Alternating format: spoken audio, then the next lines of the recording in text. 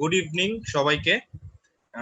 টক্সের সুদক্ষের আজকের এই সেশনটিতে জয়েন করার জন্য আমাদের আজকের সেশনটি আমরা ফ্যাসিলিটেট করব quality assurance in livestock food প্রোডাকশনের উপর।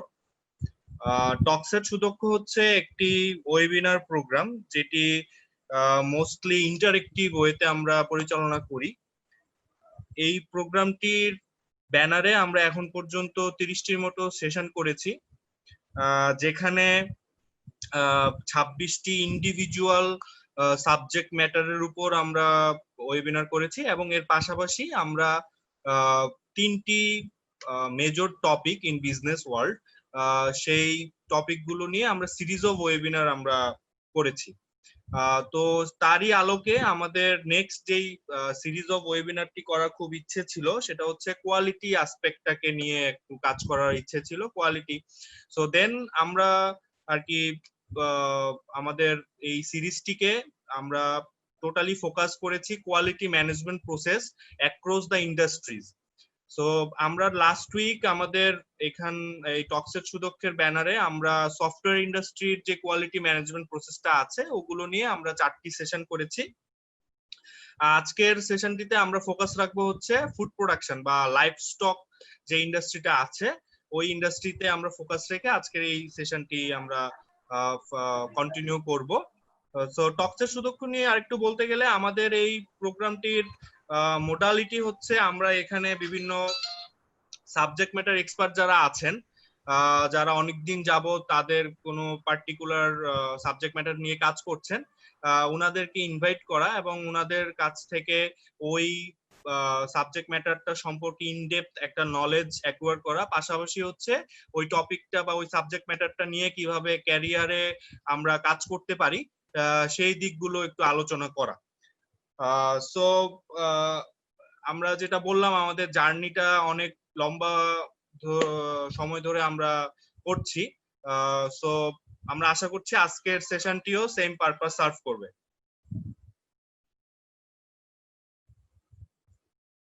সো আজকের সেশনটিকে আমরা টোটাল 4টি ভাগে ভাগ করেছি। প্রথম পার্টে আমরা আমাদের অর্গানাইজেশন এনরুট সম্পর্কে কিছুটা জেনে নিব। দেন আমাদের আজকে যিনি ফ্যাসিলিটেটর আছেন ডক্টর এমদাদ স্যার, ওনার সম্পর্কে কিছুটা হাইলাইট জেনে নিব। দেন আমরা মেইন সেশনে চলে যাব যেটি এমদাদ স্যার ফ্যাসিলিটেট করবেন, এবং ওনার প্রেজেন্টেশনটির পর আমরা কিউএন সেশনে যাব যেখানে পার্টিসিপেন্টদের কাছ থেকে যদি আমরা কোনো কোশ্চেন পাই সেগুলো নিয়ে আমরা আলোচনা করব। সো আমাদের আজকের সেশনটি শুরু করার আগে আমরা কিছু বেসিক রুলস এন্ড গাইডলাইন্স জেনে নিব যেগুলো আমরা ওভার থ্রু দা সেশন আমরা মেনটেন করার চেষ্টা করব। প্রথম গাইডলাইনটি হচ্ছে আমরা এখানে যারা পার্টিসিপেন্টরা আছি তারা আমরা আমাদের নামটির পাশে আমাদের অর্গানাইজেশনের নামটি একটু লিখে রাখবো যাতে করে আইডেন্টিফাই করতে সুবিধা হয় কে কোন ইন্ডাস্ট্রি কে কোন অর্গানাইজেশন থেকে এসছেন এবং কি তাদের কনটেক্সটটা আমরা রিলেট করতে পারি আমাদের ডিসকাশনে। দেন আমাদের সেশনটি মেইন সেশন চলাকালীন সময় আমরা আমাদের অডিও এবং ভিডিওটি অফ রাখবো যাতে করে আমাদের এই সেশনের কোনো নয়েজ সৃষ্টি না হয়। এবং ডিউরিং দ্য সেশন আমাদের যদি কোনো কোশ্চেন্স থাকে আমরা সেগুলো চ্যাট বক্সে লিখে রাখবো। যখন কিউএনএ সেশন শুরু হবে দেন আমরা ওই চ্যাট বক্স থেকে সিকোয়েন্সিয়ালি আমরা কোশ্চেন গুলো পিক করব। এন্ড আমরা যখন পার্টিসিপেন্টরা যখন আপনাদের কোনো কোশ্চেন বলবেন, আমরা যখন সেই ফ্লোরটি দিব আপনারা কাইন্ডলি আপনাদের নাম এবং আপনাদের অর্গানাইজেশনের নামটি বলে আপনারা শুরু করবেন যাতে করে আমরা কন্টেক্সচুয়ালাইজ করতে পারি বিষয়গুলোকে। And last but not the least আমরা প্রত্যেকের প্রতি একটা মিনিমাম রেসপেক্ট বজায় রেখে আমরা আজকের এই সেশনটি পার্টিসিপেট করব। আমাদের অর্গানাইজেশনের নাম হচ্ছে এনরুট সেন্টার ফর ডেভেলপমেন্ট। আমরা 2008 সাল থেকে মার্কেটে আমাদের যে এক্সক্লুসিভ সার্ভিস এক্সিকিউটিভ এডুকেশন নিয়ে কাজ করছি। Executive education mainly focused on training for the executives who are working in different industries and different organizations. So আমাদের 2008 সাল থেকে আমরা বিভিন্ন ইন্ডাস্ট্রির সাথে কাজ করেছি, আমরা এখন সেটি দেখব। আমাদের এখন পর্যন্ত বাংলাদেশের গভর্নমেন্টের সাথে বিভিন্ন প্রজেক্ট নিয়ে কাজ করার সৌভাগ্য হয়েছে। আমরা মাল্টিপল টাইমস বাংলাদেশ গভর্নমেন্টের সাথে কাজ করেছি, স্পেসিফিক্যালি এই এক্সিকিউটিভ এডুকেশনটি নিয়ে। আমরা বাংলাদেশ গভর্নমেন্টে যারা অফিসার লেভেলে আছেন, যারা সিভিল সার্ভিসে কাজ করছেন বা বিভিন্ন হসপিটালের দায়িত্বে আছেন, তাদেরকে আমরা আমাদের এক্সিকিউটিভ এডুকেশন প্রোগ্রামটির মাধ্যমে তাদের সাথে ইন্টারঅ্যাক্ট করেছি। দেন ডেভেলপমেন্ট সেক্টরে আমাদের সবসময় আমরা কাজ করে থাকি। BRAC is one of our biggest client. এর পাশাপাশি সাজিদা ফাউন্ডেশন আছে, এর পাশাপাশি WHO, ইউনিসেফ, এনাদের সাথেও আমরা কাজ করে থাকি।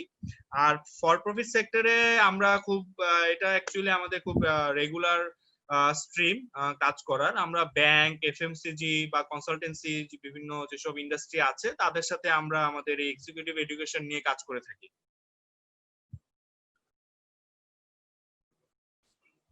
সরি। সো আমরা আজকের আমরা আমাদের এক্সিকিউটিভ এডুকেশন যে সার্ভিসটি আছে সেটিকে টোটাল 4টি ভাগে ভাগ করেছি। প্রথম ভাগটি হচ্ছে কাস্টমাইজড প্রোগ্রাম, লাইক কোনো অর্গানাইজেশন যদি তাদের নিড ওয়াইজ আমাদের কাছে রিকোয়ারমেন্ট দেয় যে আমাদের মতো করে কাস্টমাইজড একটি ট্রেনিং লাগবে বা কাস্টমাইজড একটি প্রোগ্রাম লাগবে, দেন আমরা তাদের কনটেক্সটে আমরা কন্টেন্ট রেডি করে তাদেরকে ফ্যাসিলিটেট করি ট্রেনিংটি। আর ওপেন প্রোগ্রামটি হচ্ছে আমাদের কিছু অর্গানাইজেশন থেকে প্রতি মাসেই কিছু স্ট্যান্ডার্ড টপিকের উপর মার্কেট অ্যানালাইসিসের পর কিছু আমরা স্ট্যান্ডার্ড টপিক সিলেক্ট করি যে কি ধরনের নিড আছে মার্কেটে ট্রেনিং এর, সেগুলো আমরা অ্যানালাইজ করে আমরা আমাদের অর্গানাইজেশন থেকে বিভিন্ন ফ্যাসিলিটেটরের সাথে কোলাবোরেশনে গিয়ে আমরা এই সেশনগুলো কন্ডাক্ট করি, যেখানে মোস্টলি আমাদের টার্গেট কাস্টমার থাকে হচ্ছে ওপেন অডিয়েন্স, যাদের নিড অনুযায়ী ওইসব কোর্সগুলো বা ট্রেনিং গুলোতে এনরোল করে ওই প্রোগ্রামগুলো অ্যাটেন্ড করে। ই-লার্নিং প্রোগ্রামটি হচ্ছে আমাদের একটি এক্সক্লুসিভ সার্ভিস। আমরা 2008 সাল থেকে যেহেতু কাজ করছি, সো আমরা মার্কেটে একটি নিড ফিল করছিলাম যে ডিস্টেন্স লার্নিং বা ডিজিটাল লার্নিং এর একটি নিড আমরা অনেকদিন ধরে ফিল করছি। সেই সুবাদেই আমরা 2016 সাল থেকে আমাদের ই-লার্নিং প্ল্যাটফর্ম সুদক্ষকে লঞ্চ করি। আপনারা অনেকেই নাম শুনতে পাবেন আমাদের এই সুদক্ষর। সো আমরা এখন পর্যন্ত আমাদের ই-লার্নিং প্ল্যাটফর্মটিতে আমাদের প্রায় 30টির উপর ই-লার্নিং কোর্সেস আছে বিভিন্ন টপিকের উপর, বিভিন্ন কর্পোরেট প্লাস বিভিন্ন ক্যাপাসিটি বিল্ডিং টপিকের উপর। আপনারা আমাদের ওয়েবসাইটটি ভিজিট করলে দেখতে পাবেন www.sudaksho.com। দেন আরেকটি আমাদের নিউ লঞ্চড একটি সার্ভিস হচ্ছে এক্সিকিউটিভ কোচিং। আমাদের সাথে সার্টিফাইড কর্পোরেট কোচ আছেন যারা বিভিন্ন অর্গানাইজেশনের মিড টু সিনিয়র লেভেল যারা এমপ্লয়ার বা এমপ্লয়ি আছেন তাদেরকে 1-to-1 বেসিসে তাদের ক্যারিয়ার গ্রোথের জন্য এই কোচিং করিয়ে থাকেন। বর্তমান ওয়ার্ল্ডে এক্সিকিউটিভ কোচিং একটি খুবই রিনাউন্ড একটি সার্ভিস। সো বিভিন্ন ওয়েস্টার্ন কালচার এটা খুবই পপুলার, এবং আমরা বাংলাদেশেও এই সার্ভিসটি যেহেতু চালু করেছি, আমরা আশা করছি আমরা একটি ভালো প্রসপেক্ট পাবো। আমরা আমাদের এই এক্সিকিউটিভ এডুকেশন সার্ভিসটি নিয়ে আমরা 140টির উপর অর্গানাইজেশনের সাথে কাজ করেছি, যেখানে আমরা 35,000 প্লাস পার্টিসিপেন্টদেরকে ট্রেনিং সেশন করিয়েছি।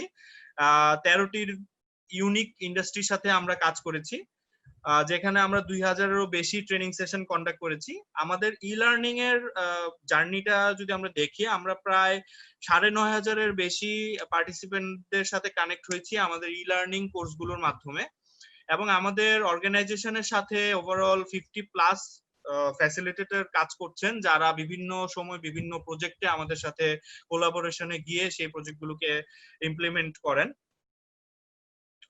এটি হচ্ছে আমাদের ই-লার্নিং প্ল্যাটফর্মটির একটি আউটলুক। আপনারা আমাদের ওয়েবসাইটটিতে গেলে এই ছবিটি দেখতে পাবেন। আমাদের ই-লার্নিং প্ল্যাটফর্মটি আমরা যেটি আগেও বলেছি যে এটি একটি ক্লাউড বেসড ডিজিটাল প্ল্যাটফর্ম, যেখান থেকে ই লার্নিং কোর্সেস এবং আরো বিভিন্ন ফ্যাসিলিটি পাওয়া যায়, যে ফ্যাসিলিটি গুলো আমরা এখন বলবো। সো ই লার্নিং সম্পর্কে আমি এতক্ষণ যা বলেছি, যে readymade on the shelf course আছে, পার্টিসিপেন্টরা সেগুলোতে এনরোল করে নিজের সময় মতো, নিজের সুবিধা মতো সেই কোর্সগুলো কমপ্লিট করতে পারেন। এবং এর পাশাপাশি লাইভ ক্লাসরুমের যে ফ্যাসিলিটিটা আছে, আমরা সবাই এখানে এখন সিচুয়েশনের ডিমান্ডের কারণে আমরা জানি যে লাইভ ক্লাসরুম টার্মটি কি। সো রিসেন্টলি আমরা ঢাকা ইউনিভার্সিটির আইবি এর সাথে আমরা এই লাইভ ক্লাসরুমটি নিয়ে কাজ করেছি, যেখানে ওনারা ওনাদের লাস্ট সেমিস্টারটা আমাদের এই সার্ভিসটি নিয়েছেন ওনাদের সেমিস্টারটা শেষ করার জন্য। আমাদের এখানে জুম এবং আলাদা আরো যেসব ভিডিও স্ট্রিমিং অ্যাপ্লিকেশনস আছে, এগুলোকে আমরা আমাদের সাথে ইন্টিগ্রেট করে আমরা এই সার্ভিসটি দিয়ে থাকি। এবং এর পাশাপাশি যে ক্লাসরুম ম্যানেজমেন্ট সার্ভিসটি আছে, যে লার্নিং কে ইনশিওর করার জন্য, সেটা লাইভ ক্লাস হোক বা ফিজিক্যাল ক্লাস হোক, সেই লার্নিংটাকে ইনশিওর করার জন্য আমরা এই সার্ভিসটা দিয়ে থাকি। যে এই ফিচারগুলোর মধ্যে আছে যে ম্যাটেরিয়ালস যে শেয়ারিংটা, প্লাস অ্যানাউন্সমেন্ট করা, স্কেডিউলিং করা, এক্সাম দেওয়া, অ্যাসাইনমেন্ট দেয়া নেয়া, এই ফিচারগুলো আমরা আমাদের সুদক্ষের মাধ্যমে প্রোভাইড করে থাকি। আমাদের নিজস্ব একটি স্টুডিও আছে, যেখান থেকে আমরা আমাদের ই লার্নিং কোর্সগুলোর জন্য ডিজিটাল কন্টেন্ট তৈরি করে থাকি। আমাদের নিজস্ব কন্টেন্ট টিম আছে, আমাদের ভিডিও প্রোডাকশন টিম আছে, মোশন গ্রাফিক্স টিম আছে, এবং আমরা আমাদের নিজস্ব ই লার্নিং কন্টেন্টের পাশাপাশি বিভিন্ন ডেভেলপমেন্ট সেক্টর বা বিভিন্ন ইউনিভার্সিটি বা বিভিন্ন ফর প্রফিট সেক্টরে যেসব অর্গানাইজেশন গুলো আছে, তাদের জন্য ডিজিটাল কন্টেন্ট তৈরি করে দেই, যাতে করে তাদের ডিস্টেন্স লার্নিং এ হেল্প হয়। সো আজকের যেই সেশনটিতে আমরা আমাদের ফ্যাসিলিটেটর হিসেবে ইনভাইট করেছি ডক্টর এমদাদুল হক চৌধুরী। এমদাদ স্যার হচ্ছেন বাংলাদেশ এগ্রিকালচারাল ইউনিভার্সিটির প্রফেসর, যিনি ডিপার্টমেন্ট অফ প্যাথোলজিতে আছেন। এমদাদ স্যার পিএইচডি করেছেন ইউনিভার্সিটি অফ জিউরিক থেকে, যেখানে ওনার মেইনলি রিসার্চ এরিয়া গুলো ছিল হচ্ছে infectious disease of poultry and livestock, তারপর রিস্ক ম্যানেজমেন্ট অফ ফুডস এবং বায়োটেকনোলজির উপরে। স্যার বিভিন্ন অর্গানাইজেশনের সাথে ন্যাশনাল কনসালটেন্ট হিসেবে কাজ করেছেন, আমরা সেগুলো দেখতে পাচ্ছি FAO, department of environment of government of Bangladesh, then Bangladesh institute of development study, IUCN Bangladesh, Proshika, জিমার।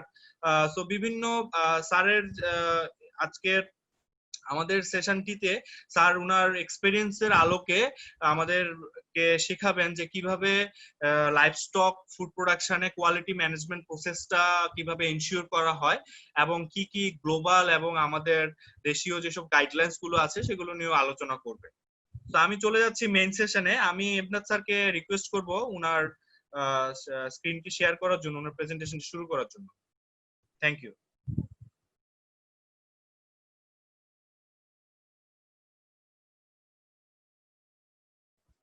Hello, Emdad sir শুনতে পাচ্ছেন?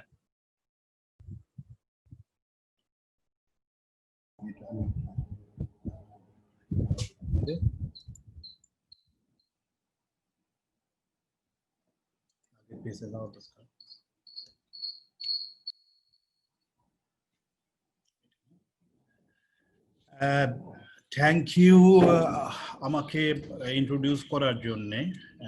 আমি শোনা যাচ্ছে কি? হ্যালো, শোনা যাচ্ছে? জি স্যার, শোনা যাচ্ছে। থ্যাংক ইউ ভেরি মাচ আমাকে ইন্ট্রোডিউস করার জন্য, এবং বিশেষ করে আমাকে আজকে ইনভাইট করার জন্য এই প্রোগ্রামে। যদিও আমি খুব বেশি কিছু জানি না, তারপরেও আমি চেষ্টা করব আমার যতটুকু জানা আছে সেই বিষয়টি আপনাদের সামনে তুলে ধরার জন্য। আমি ধন্যবাদ জানাই পার্টিসিপেন্ট যারা অংশগ্রহণ করছেন রেজিস্ট্রেশনের মাধ্যমে অথবা ফেসবুক লাইভে। তাদের সবাইকে আমি ধৈর্য সহকারে রিকোয়েস্ট করব, হয়তো ভালো নাও লাগতে পারে, বাট আপনার কমেন্ট বা আপনার সময়টা আমার জন্য খুব ইম্পর্টেন্ট। আমি যদি একটু আপনার বর্তমান যে জ্ঞান আছে তার সাথে একটু যদি যোগ করতে পারি, অথবা আমি যদি আপনার কাছ থেকে কিছু নিতে পারি, সেটা নিঃসন্দেহে আমার জন্য একটি আনন্দের বিষয় হবে। আমাদের আজকের এই আলাপটা হচ্ছে safety and quality assurance in livestock food production.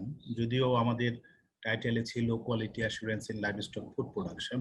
কেন আমি সেফটির সাথে যোগ করলাম আমি একটু পরে আসছি সেই বিষয়টা নিয়ে। আমাদের আজকে যে আলোচনাটা আমি সাজিয়েছি তার তো সেটি হচ্ছে আমাদের ফুড বাস্কেট, আমাদের ফুড সেফটিটা, hazard and risk assessment framework for foods, common hazards in foods, possible hazard introduction points in poultry production, livelihood of the toxicity of introduced hazard, risk management and communications, and finally একটা conclusion থাকবে। আমরা যদি চিন্তা করি সবাই, দেখেন আমাদের যে ফুড বাস্কেটটা more or less this is an ideal classic একটা ফুড বাস্কেট, যেখানে আমরা ভাতে মাছে বাঙালি, আমাদের এখানে ভাত, মাছ, মাংস, সিরিয়ালস সবকিছুই আছে আমাদের। বাট আমরা যাই খাই না কেন সেগুলোকে অ্যানালাইজ করলে কিন্তু খাবারের যে 6টা ingredient like carbohydrate, protein, fat, minerals, vitamin, water, এগুলাই কিন্তু থাকে। আমরা যে খাবারই আমরা যখনই গ্রহণ করি না কেন এই 6টা কম্পোনেন্ট কিন্তু আমাদের খাবারের মধ্যে আছে, এবং এই খাবার থেকে আমরা আমাদের শক্তি, আমাদের দেহ গঠন হয়, আবার আমাদের এনার্জিও কিন্তু এই খাবার থেকেই হয়। আমরা যদি দেখি ওয়ার্ল্ডে আমাদের যারা খাবার থেকে per person per day 2868 kilo calorie energy world average, যার মিনিমাম রিকোয়ারমেন্ট হচ্ছে 2250 কিলো ক্যালোরি। এর নিচে যদি হয় তাদেরকে বলি আমরা আন্ডার নারিশড অথবা তারা হাঙ্গারে আছে। আমাদের বাংলাদেশ আমরা গ্রহণ করি কিন্তু 2324 kilo calorie, 2318 kilo calorie. Even এটি কিন্তু এলডিসির যে কান্ট্রি গুলো আছে তারাও কিন্তু গ্রহণ করে 2324 কিলো ক্যালোরি, অর্থাৎ তাদের চেয়েও কিন্তু আমরা সেই হিসাবে কম না হলেও কাছাকাছি একটা কিছু, বাট মিনিমাম যেটা রিকোয়ারমেন্ট আছে তার চেয়ে কিন্তু একটু বেশি। ইম্পর্টেন্ট জিনিসটা হচ্ছে এখানে ক্যালোরি না, যে দেখেন আমরা যে শক্তিটা পাই পার ক্যাপিটা, আমরা যে ক্যালোরিটা ইনটেক করি, আগে বলছি যে 2800 স্ট্যান্ডার্ড আমাদের জন্য বাংলাদেশের 2318। এই 2800 স্ট্যান্ডার্ডের ডেভেলপ কান্ট্রির মানে লোকজন তারা কিন্তু প্রায় 55% হচ্ছে স্ট্যান্ডার্ড। এখান থেকে যে এই ক্যালোরির 55% হতে হবে সোর্স হতে হবে সিরিয়াল থেকে 55%, এবং মোর দেন 10% হইতে হবে প্রোটিন থেকে। কিন্তু আমরা বাংলাদেশি পিপল তারা আমরা যে এনার্জিটা পাই তার 70% পাই সিরিয়াল থেকে, এবং প্রোটিন থেকে পাই কিন্তু মোর অর লেস অ্যারাউন্ড 6% এর কাছাকাছি। অর্থাৎ আমরা সিরিয়াল বেসড আমাদের ডায়েটে, আমাদের যে ফুড বাস্কেটটা সে ফুড বাস্কেটটা কিন্তু সিরিয়াল বেসড। আরো কিছু জিনিস খেয়াল করার মতো, প্রোটিন যেটি আমাদের কনজাম্পশনটা খুব ইম্পর্টেন্ট। কেন ইম্পর্টেন্ট আমি পরে বলছি। যে আমাদের বাংলাদেশি পিপুল প্রতিদিন per person per day 66 gram protein আমরা পার ডে ইনটেক করি, যেটা মিনিমাম রিকোয়ারমেন্ট হচ্ছে 50, কিন্তু ওয়ার্ল্ড এভারেজ কিন্তু 80। ওয়ার্ল্ড এভারেজ হচ্ছে 80 গ্রাম পার পার্সন পার ডে। আমরা ওয়ার্ল্ড এভারেজের চেয়ে নিচে, কিন্তু মিনিমাম রিকোয়ারমেন্টের চেয়ে বেশি প্রোটিন আমরা প্রতিদিন গ্রহণ করি। ওকে, এটাকেও যদি আমরা স্বাভাবিক ধরি, ইম্পর্টেন্ট জিনিসটা এখানে দেখেন আমরা যে প্রোটিনটা গ্রহণ করি, এখানে আমরা যেটা দেখতে পাচ্ছি যে ইউরোপ তো মোর অর লেস সেম। তারা এই প্রোটিনের যে প্রোটিনটা আমরা আগে বলছি যে আমরা প্রোটিন গ্রহণ করি 66 গ্রাম পার ডে, এই 66 গ্রাম প্রোটিনের 67%, 25% আমরা গ্রহণ করি হচ্ছে অ্যানিম্যাল বেসড প্রোটিন থেকে, আর 75% গ্রহণ করি আমরা প্লান্ট বেসড প্রোটিন, অন্য সোর্স থেকে, নট অ্যানিম্যাল সোর্স থেকে। কিন্তু জাস্ট অপোজিট স্ট্যান্ডার্ড যেটি ইউরোপিয়ান কান্ট্রি বা আমেরিকার, এটি আমেরিকার একটা চিত্র, যে তারা কিন্তু উল্টো, তারা অ্যারাউন্ড 70%, এখন অ্যারাউন্ড 70% আমি চেক করে দেখেছি, এটা 2010 সনের ডেটা, 2016 সনের ডেটা এটা। তো 67% প্রোটিন তারা রিকোয়ারমেন্টের গ্রহণ করে অ্যানিম্যাল সোর্স থেকে, আর 33%, অ্যারাউন্ড 30% তারা গ্রহণ করে হচ্ছে প্লান্ট সোর্স থেকে। কাজে আমাদের যে প্রোটিনটা আমরা পাচ্ছি 66 গ্রাম, সেই প্রোটিনটার মেজরিটি আসছে কিন্তু প্লান্ট থেকে, অ্যানিম্যাল প্রোটিন না, এগুলো প্লান্ট প্রোটিন। সমস্যাটা কোথায়? যে অ্যানিম্যাল প্রোটিন আমরা জানি যে আমাদের শরীর গঠনের জন্য যে প্রোটিন দরকার সেখানে এসেনশিয়াল অ্যামাইনো অ্যাসিড থাকা দরকার, এবং সে কিন্তু এইটার জন্য কারো কাছে কোনো কম্প্রোমাইজ করতে পারে না। এই জন্য প্লান্ট বেসড প্রোটিন যদি আমরা খাই তার এসেনশিয়াল অ্যামাইনো অ্যাসিডের ল্যাকিং যখন হয়, বায়োলজিক্যাল ফাংশনের জন্য সে এসেনশিয়াল অ্যামাইনো অ্যাসিডটা সে মাসেল থেকে নিয়ে নেয়, এবং যার ফলে মাসেল ব্রেকডাউন হয়, ওয়াস্টিং হয়, এবং সো মেনি আদার প্রবলেমস হয়, যেটাকে আমরা বলি ম্যালনিউট্রিশন অথবা ক্রনিক হাঙ্গার। এই ম্যালনিউট্রিশন বা ক্রনিক হাঙ্গারে যখন মানুষ থাকে তখন কিন্তু স্টান্টিং হয়, তারপরে খুব বেশি বয়সে স্কুলে যায়, স্কুলে গেলে স্কুলে পারফরমেন্স ভালো থাকে না তাদের, যার ফলে খুব আর্লি ড্রপ আউট হয়ে যায় স্কুল থেকে, এবং উচ্চতা কম হয়। এবং একটা জরিপ আছে যে 1% reduction in height, 1.4% reduction in productivity. যদি উচ্চতা কম হয় তার প্রোডাক্টিভিটি কমে যায়, এবং যার ফলে আমরা কিন্তু প্রোটিনের অভাবে হিউম্যান ক্যাপিটাল যেটা সেটা আমরা লস করতেছি, because our diet is not balanced. যদিও 66 গ্রাম প্রোটিন আমরা খাচ্ছি, কিন্তু এই 66 গ্রাম প্রোটিন আমাদের ম্যাক্সিমাম প্রোটিন বসে আসতেছে প্লান্ট সোর্স থেকে, অ্যানিম্যাল সোর্স থেকে আসতেছে না। এই জন্য সত্যিকার অর্থে ট্রু হিউম্যান ক্যাপিটাল যদি আমরা ডেভেলপ করতে চাই তাহলে অবশ্যই প্লান্ট সোর্স থেকে আমাদের প্রোটিনটা নিতে হবে। কিন্তু আমরা এই দিস দ্য ফিগার, যেটা আমি আগেও দেখাচ্ছি, যে আমরা স্টিল আমাদের অ্যানিম্যাল সোর্স প্রোটিনটা আমরা সঠিকভাবে পাচ্ছি না, এবং যার ফলে আমাদের ডায়েট যে ফুড বাস্কেট আছে সে ফুড বাস্কেট কিন্তু আমাদের অ্যানিম্যাল প্রোটিনটা আরো বেশি যোগ করতে হবে, এবং সেদিকে এগোচ্ছিও আমরা, সে প্রোটিন যোগ করার জন্য এগোচ্ছিও আমরা সামনের দিকে। যার জন্য বাংলাদেশের যে ব্যাকইয়ার্ড লাইভস্টক প্রোডাকশন সিস্টেম ছিল, সে ব্যাকইয়ার্ড প্রোডাকশন সিস্টেম থেকে কিন্তু আমরা এখন ইন্টেন্সিভ লাইভস্টক প্রোডাকশন সিস্টেমের দিকে আমরা অগ্রসর হচ্ছি। এবং এই ইন্টেন্সিভ একদিকে আমরা খাবার বাড়াচ্ছি, কিন্তু প্রবলেমটা হচ্ছে অন্য জায়গায়। প্রবলেমটা কি, যখনই আমরা ইন্টেন্সিভ লাইভস্টক প্রোডাকশন সিস্টেমের দিকে যাচ্ছি তখনই একটা স্কোপ হচ্ছে যে লার্জ অ্যামাউন্ট অফ হ্যাজার্ডাস ক্ষতিকারক এনিম্যাল কিন্তু একটা সিঙ্গেল সাইটের মধ্যে চলে আসতেছে।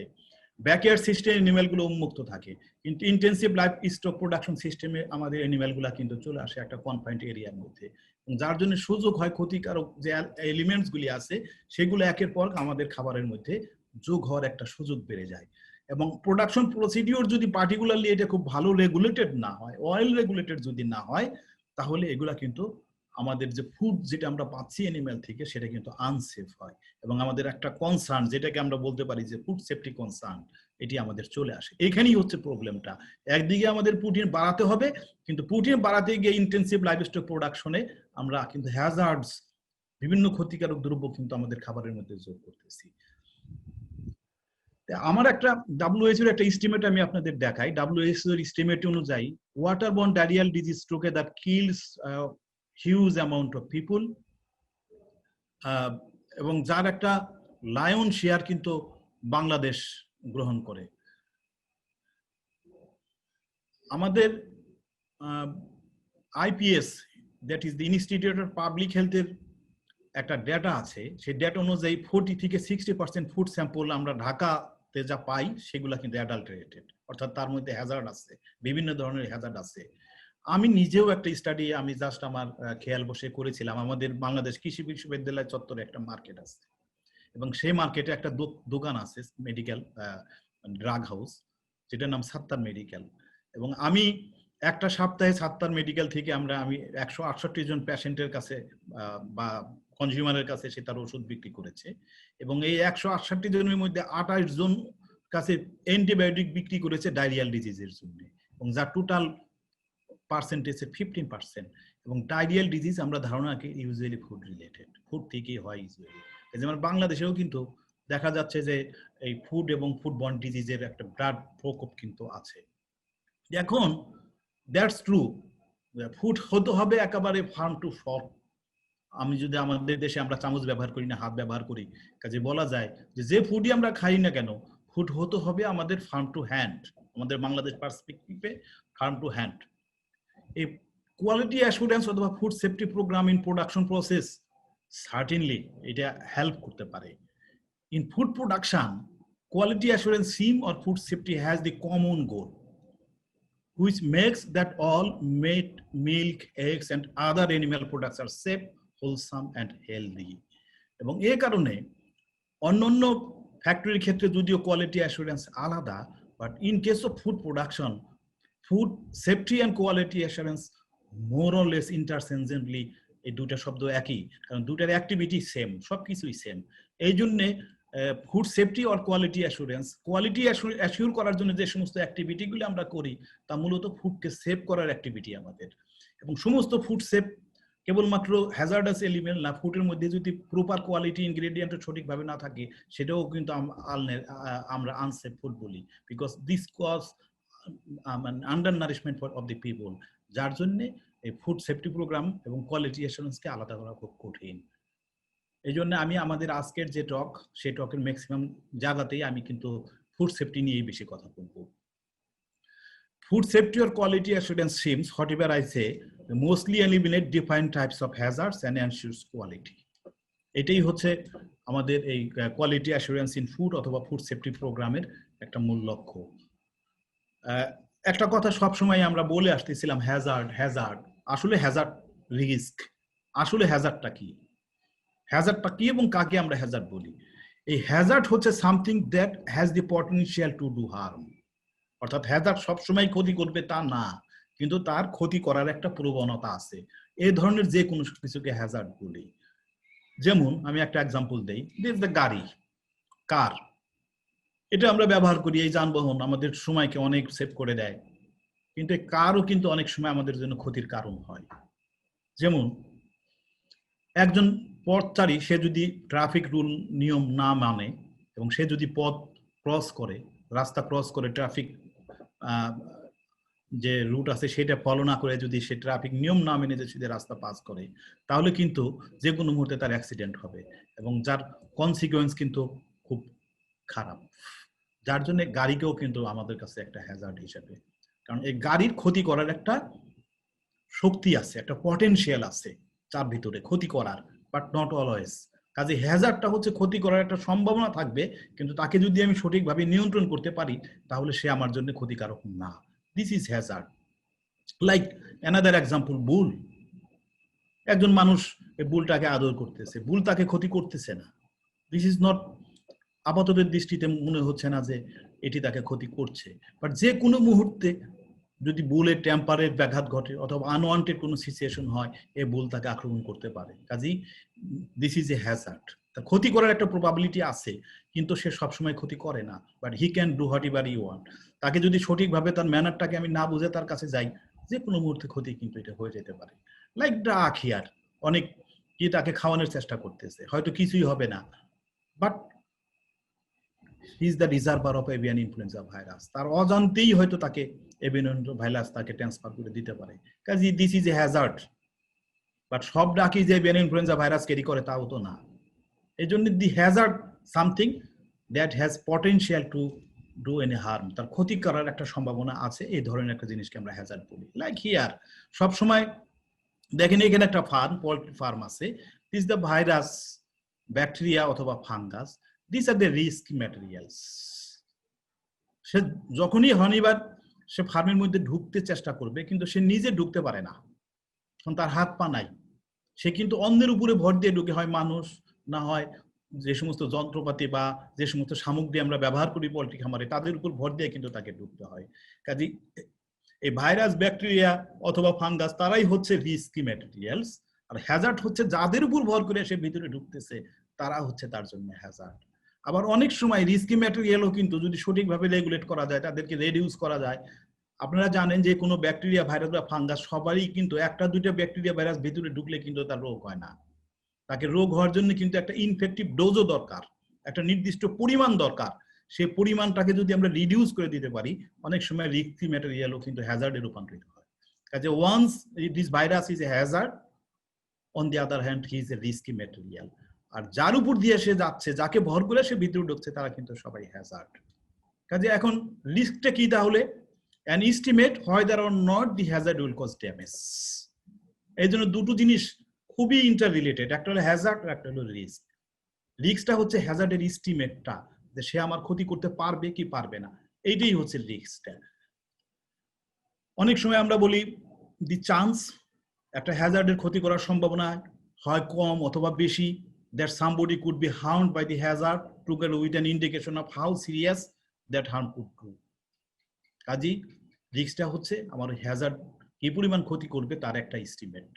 হ্যাজার্ড হচ্ছে পটেনশিয়ালিটি টু ডু হার্ম, ক্ষতি করার যে প্রবণতাটা আছে, সম্ভাবনাটা আছে, সেটা হলো হ্যাজার্ড। আর যে ক্ষতিটা যদি হয়ে যায় তখন ওই জিনিসটা হয়ে যাবে রিস্কি।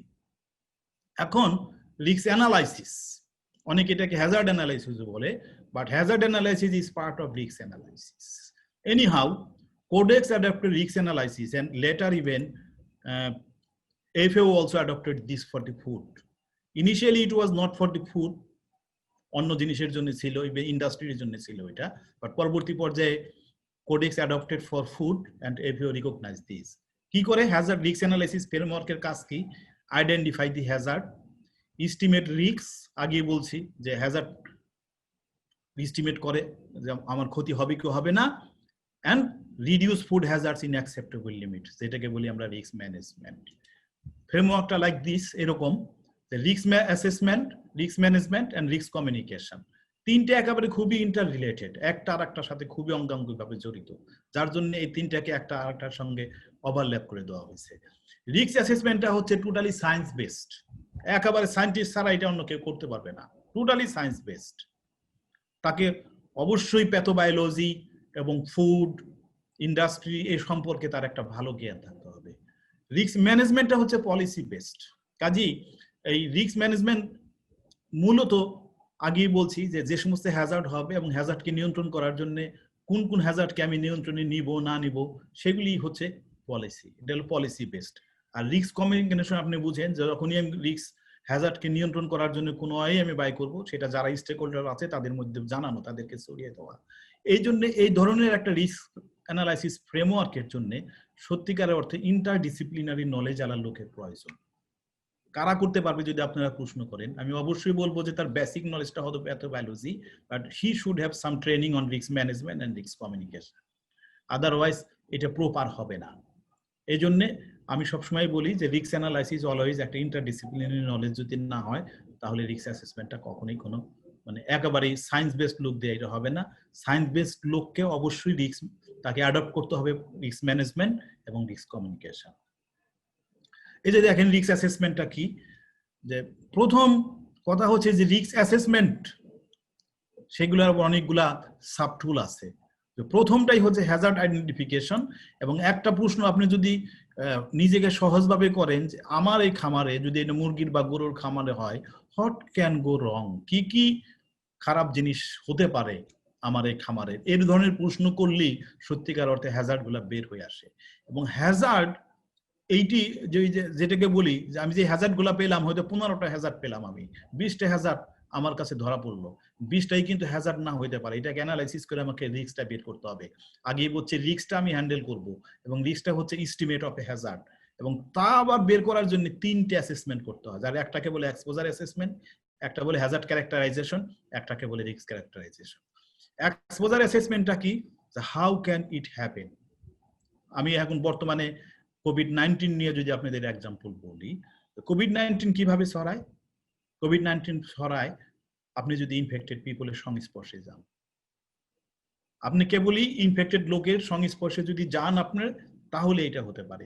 এই জন্যই কিন্তু আমরা এখন দেখতে পাচ্ছি যে বর্তমানে কারা সবচেয়ে বেশি ইনফেক্টেড হচ্ছে, ডাক্তাররা অথবা সেবাকর্মীরা সবচেয়ে বেশি ইনফেক্টেড হচ্ছে, তারপরে পুলিশ।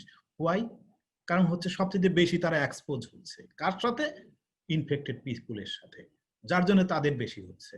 কাজে এইটি হচ্ছে একটা এক্সপোজার অ্যাসেসমেন্ট, যে কোন পিপল গুলা রিস্কি, সেবাকর্মী, পুলিশ। যারা একটা খামারের জন্য ওইরকম এক্সপোজার অ্যাসেসমেন্ট যদি আপনি করতে যান, মুরগির খামার যদি হয়, তাহলে কোন লোকগুলা সবচেয়ে বেশি খামারের সঙ্গে রিলেটেড, কাজে তাদের মাধ্যমে এক্সপোজ হওয়ার সম্ভাবনা বেশি।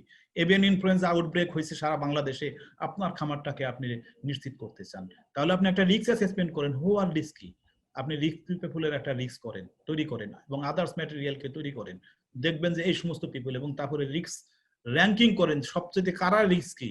যেমন সবচেয়ে যে পিপল গুলি বেশি খামারে একদিনে ভিজিট করে, তারা আপনার জন্য সবচেয়ে নাম্বার 1 রিস্কি। কে হইতে পারে সেটা? ভেটেরিনারি ডক্টরস, অথবা যে খাবার দেয়, অথবা যে আপনার কাছে ডিম কিনে, অথবা যে আপনার কাছে বাচ্চা কিনে। This is called risk ranking, exposure and risk ranking. And then hazard characterization. Hazard ক্যারেক্টারাইজেশনটা কি? হওয়ার যে পরিমাপটা, লাইকলিহুড কিরকম, যে সবাই বলে যে আপনি মাস্ক পরেন, আপনার সামনে যে লোকটা আছে যার সঙ্গে মিট করতে যান সেও যদি মাস্ক পরে, এবং আপনাদের দুজনের মধ্যে যদি 5 ফুট দূরত্ব থাকে তাহলে ইউ 100% সেফ। যত আপনারা ক্লোজার হবেন তত আপনাদের রিস্ক বাড়বে, হওয়ার প্রবণতাটা বাড়বে, হওয়ার চান্সটা ততটা বাড়বে। আপনি মাস্ক ছেড়ে দেন আরো বাড়বে। This is the likelihood assessment. And consequence কি? কনসিকোয়েন্সটা হচ্ছে যে আপনার যদি এই কোভিড-19 এক্সপোজার হয়, ইনফেকশন যদি হয়, তাহলে শতকরা এত পার্সেন্ট লোক মারা যায়, এত পার্সেন্ট লোক অ্যাসিম্পটোমেটিক থাকে। This is the consequences. আপনি কোনটার মধ্যে পড়বেন দ্যাটস ইউ ডোন্ট নো। কাজে কনসিকোয়েন্স হতে পারে খুব খারাপ, আবার কনসিকোয়েন্স হতে পারে আপনার জন্য কিছুই না, লাইক কোভিড-19 যেটা হচ্ছে এখন। কাজে এইভাবে কিন্তু রিস্ক অ্যাসেসমেন্টটা করতে হয়। এখন আসি ফুডের হ্যাজার্ডটা কি? যে ফুডের হ্যাজার্ডটাকে মূলত আমরা বায়োলজিক্যাল, কেমিক্যাল অ্যান্ড ফিজিক্যাল এই 3 ধরনের হ্যাজার্ড আসলে ফুড অ্যানালাইসিস করলে আপনি পাবেন। যে কোনো একটা food, what ever it is, এটা যে কোনো ফুডই হোক না কেন, সিরিয়াল ফুডই হোক অথবা অ্যানিমাল প্রোটিন হোক, যাই হোক না কেন, 3 ধরনের Hazard, biological, chemical and physical. Biological Hazard যেমন মূলত defined types of microbes, like bacteria হতে পারে, ফাঙ্গাস হতে পারে, ভাইরাস হতে পারে like avian influenza virus, and zoonotically important parasite. কাজে these are the biological hazard ফুডের মধ্যে হতে পারে, যোগ হতে পারে। কেমিক্যাল হ্যাজার্ড কি? যেমন ভেটেরিনারি ড্রাগ অথবা antibiotic residues, these are the chemical hazard. Antibiotic growth প্রমোটার্স, pesticides, heavy metal, disinfectant, anti-nutrients, these are the chemical hazard for the food. You can get it in food. কিভাবে যেতে পারে সেটা আমি একটু পরে বলছি। নাও ফিজিক্যাল হ্যাজার্ড, এবং নাও এডেস আরেকটা বলে রেডিয়েশন হ্যাজার্ড। আগে ফিজিক্যাল হ্যাজার্ডের মধ্যে ছিল, হয়তো অদূর ভবিষ্যতে আপনারা বলবেন যে biological hazard, chemical hazard, physical hazard and radiation hazard. Radiation usually আপনারা জানেন যে একটা নির্দিষ্ট ডোজে যদি খাবার বা যে কোনো ম্যাটেরিয়ালস উপর দেওয়া হয় তাহলে এটা ইরিডিয়েশন, যেটাকে বলি আমরা ইরিডিয়েশন, এবং ফুড প্রিজার্ভেশন অথবা ফুডকে ডিসইনফেকশনের জন্য রেডিয়েশন ব্যবহার করা হয়। এবং অনেক সময় আবার এই রেডিয়েশনের মাত্রা যদি বেশি হয় তাহলে ক্যারিয়ারটা মানুষকে ক্ষতি করে, যার জন্য রেডিয়েশনও একটা হ্যাজার্ড। আগে কিন্তু এটা ফিজিক্যাল হ্যাজার্ডের মধ্যে ছিল। আর মূলত ফিজিক্যাল হ্যাজার্ড হচ্ছে যেগুলি অ্যাক্সিডেন্টালি অথবা ইন্টেনশনালি যায়, হয় পিস অফ বোন অথবা অনেক ফরেন ম্যাটেরিয়ালস। আমি একবার জাপানি ইলিশ মাছ ক্রয় করছিলাম, এবং সে জাপানি ইলিশ মাছ কিনে পরে যখন আমি কাটতে গেলাম দেখলাম পেটের মধ্যে প্রায় 100 থেকে 200 গ্রাম ওয়্যার তার ঢুকে দিয়েছে, কারণ 100 গ্রাম 200 গ্রাম ওয়্যার সে মাছের দরে বিক্রি করতেছে ওয়্যারটা। এবং চাল আপনি যখন কিনতে যান চালের মধ্যে পাথর, this are the physical hazards. না আপনি পানি, ফর এক্সাম্পল পানি, আপনি যদি বাজারে খাসির মাংস কিনতে যান, বলে যে আপনার সামনে জবাই করে দিবে তার এক দাম, আর আপনার সামনে না, যদি অন্য জায়গায় জবাই করে তার আরেক দাম। কেন? তার কারণ সেখানে সামথিং অ্যাড যেগুলা তার ওজন বাড়াইয়া দেয়, এবং যার জন্য আপনি যদি তার সামনে কিনেন, আপনার সামনে জবাই করে, সেখানে সে দিতে পারে না, যার জন্য এটার দাম কিন্তু অনেক বেশি হয়। এই ধরনের হ্যাজার্ড কিন্তু যোগ হয়। এখন you may ask me question, when and how to hazards can be added in foods. আমি বলবো যে যখন প্রোডাকশন প্রসেস যদি সঠিকভাবে নিয়ন্ত্রণ করা না হয়, রেগুলেশনটা যদি ভালো না হয়, তাহলে defined type of hazards farm এনিম্যালের মধ্যে ফার্মে ঢুকবে, এবং ফার্ম এনিম্যাল এবং এনভায়রনমেন্টকে আনহেলদি একটা এনভায়রনমেন্টে তৈরি করবে, এবং এই আনহেলদি এনিম্যাল থেকে যে প্রোডাক্টটা আসবে সেটা আনসেফ হবে আপনার জন্য, আমার জন্য। অর্থাৎ রেগুলেশনের যে কোনো ধরনের অভাব হইলেই এনিম্যাল যে সমস্ত ইনপুট আমরা দেই সেগুলো আনহেলদি হবে, এবং আনহেলদি ইনপুট খেয়ে আমার ফার্ম এনিম্যাল আনহেলদি হবে, এনভায়রনমেন্ট আনহেলদি হবে, এবং প্রোডাক্টটা হবে আনসেফ প্রোডাক্ট।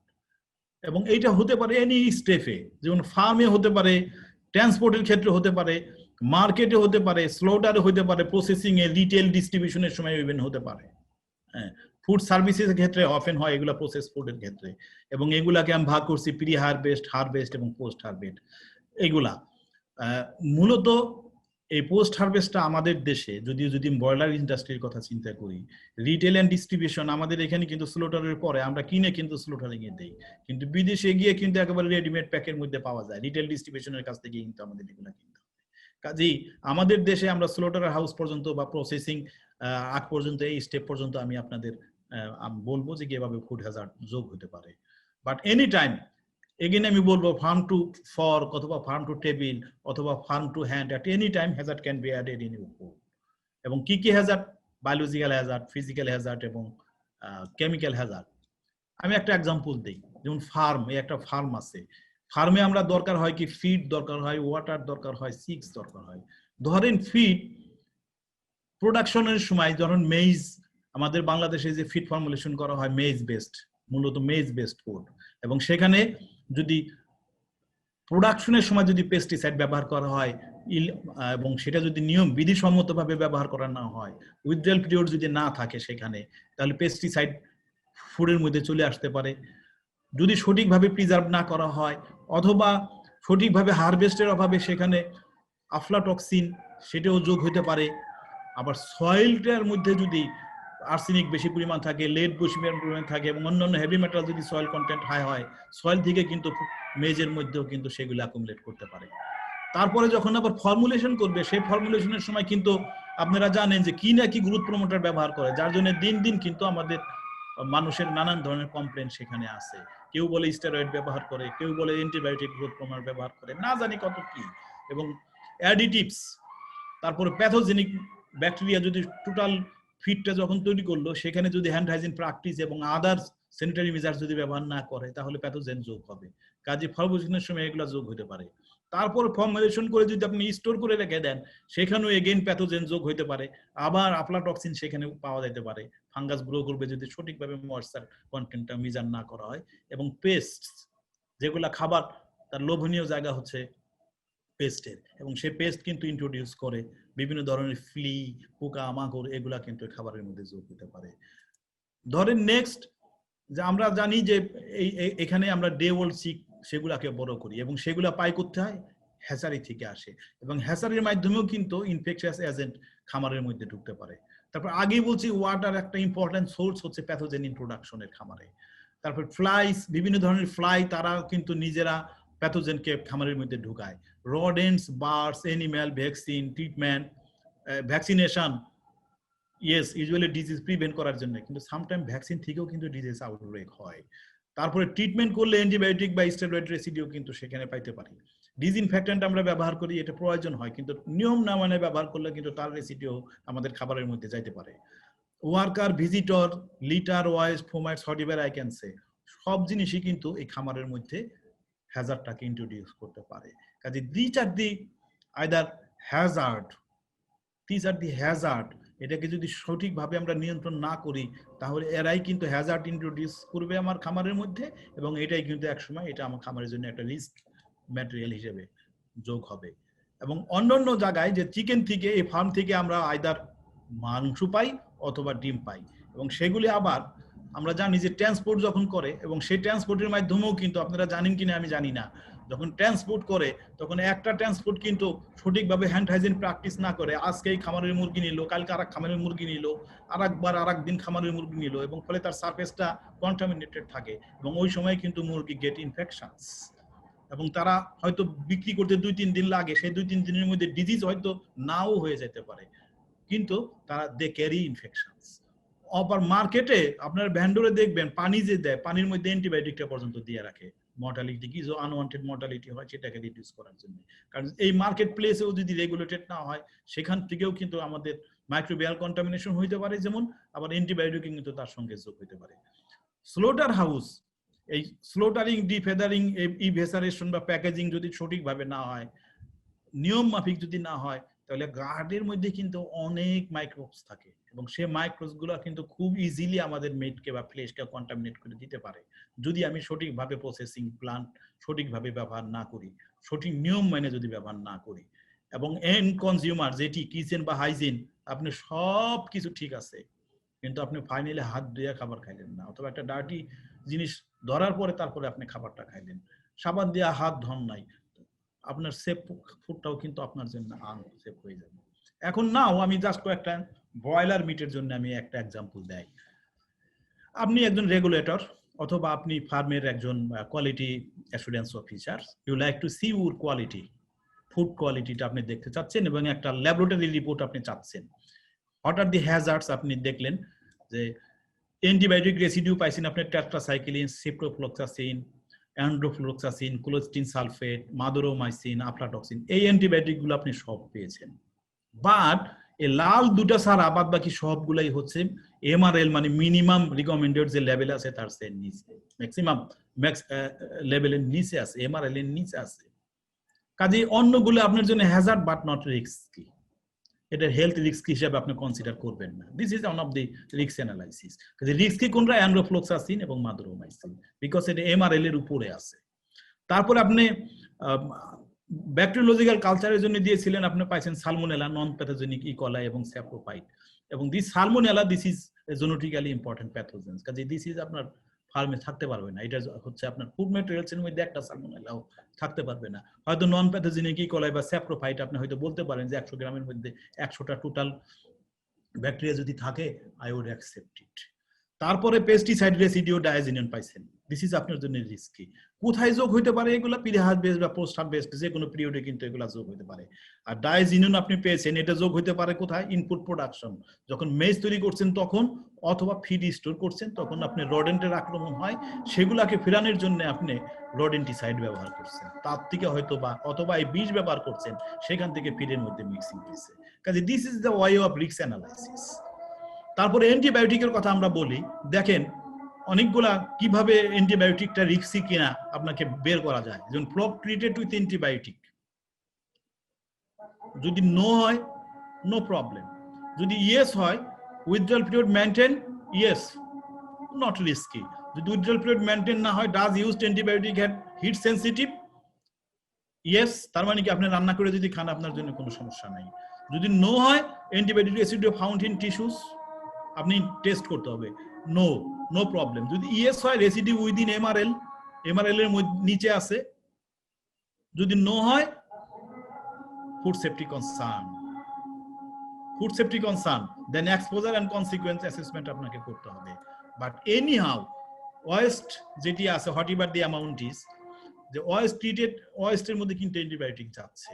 এখন সেই waste treated as SOP, standard operating procedure, no, dump on open air or used directly in the field or pond, এবং সাথে সাথে এটা এনভায়রনমেন্টাল কনসার্ন, অর্থাৎ ফুড সেফটি কনসার্ন না, but this is environmentally concern. কারণ আপনারা জানেন যে অ্যান্টিবায়োটিক রেজিস্ট্যান্স যেটা হয়, সেটার ম্যাক্সিমাম হয় কিন্তু এই যে অ্যান্টিবায়োটিক রেজিস্ট্যান্ট ব্যাকটেরিয়া তৈরি হয়, ম্যাক্সিমাম কিন্তু পরিবেশে হয়, আমাদের ফুডের মাধ্যমে হয় না। অনেক সময় আমরা ফুডকে দায়ী করি, কিন্তু ম্যাক্সিমাম অ্যান্টিবায়োটিক রেজিস্ট্যান্সটা গ্রো করে এনভায়রনমেন্টে। এই জিনিসটা আমাদের খেয়াল রাখা দরকার। আমি জাস্ট কয়েকটা দেখাই আপনাকে। আমরা কিছু ভেজিটেবল নিয়ে আমরা কাজ করেছিলাম। এই যে দেখেন এখানে এই ভেজিটেবল গুলো সবাই আপনারা চিনেন, কাজে আমি নাম বলতে চাই না। দেখেন এই ভেজিটেবলের মধ্যে আমরা চেষ্টা করলাম মাইক্রোবিয়াল পপুলেশন। দেখেন 3টে সয়েল স্যাম্পল, তার মধ্যে 2টা সালমোনেলা পজিটিভ।